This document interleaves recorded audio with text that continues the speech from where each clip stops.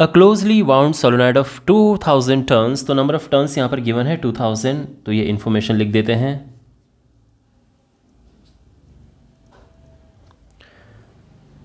Area of cross section, तो area is given 1.6 times 10⁻⁻⁴ metre square, और current given है, ये जो सोलोनाइड है उसमें करंट है 4 एम्पियर।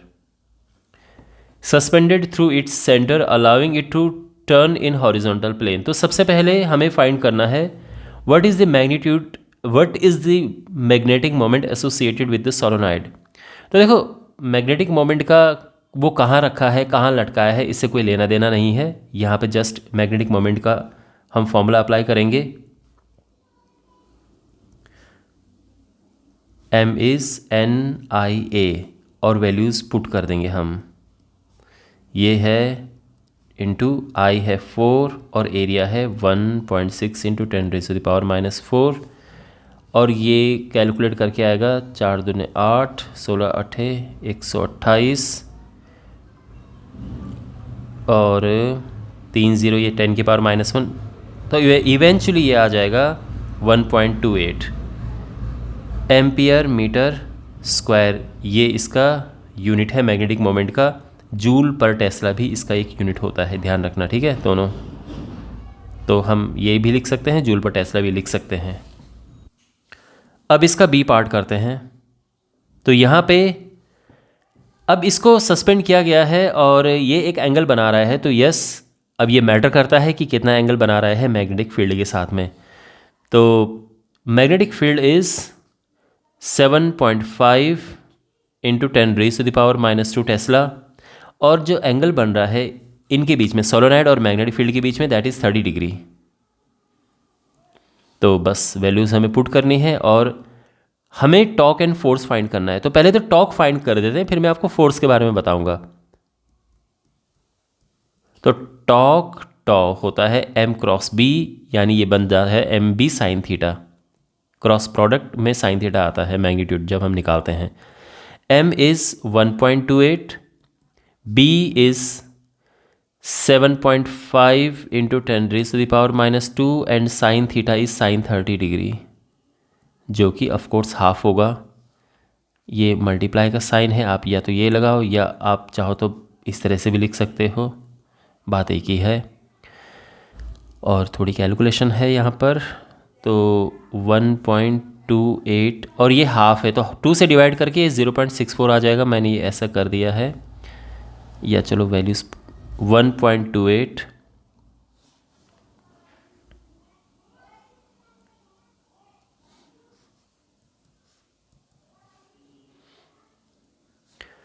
1.28 इंटू 7.5 इंटू 10⁻⁻² इंटू 1/2, 2 से ये कटेगा 0.64 आएगा, और 7.5 का इसमें मल्टीप्लाई किया तो ये आ जाएगा 4.8 इंटू 10⁻⁻², और इसका जो यूनिट है न्यूटन मीटर भी हम लिख सकते हैं और जूल भी हम लिख सकते हैं, ये भी इसका यूनिट हम लिखते हैं। तो ये है, आई होप आपको समझ आ गया होगा। और हाँ, well one more thing, force कितना होगा, तो हम ये लिखेंगे force in a bar magnet और a solenoid.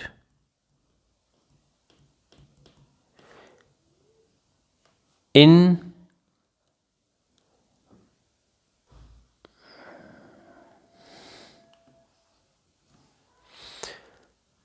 Force on a solenoid,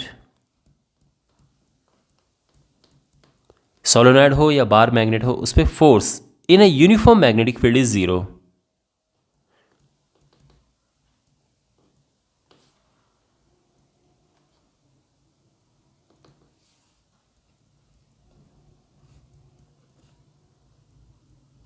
है ना।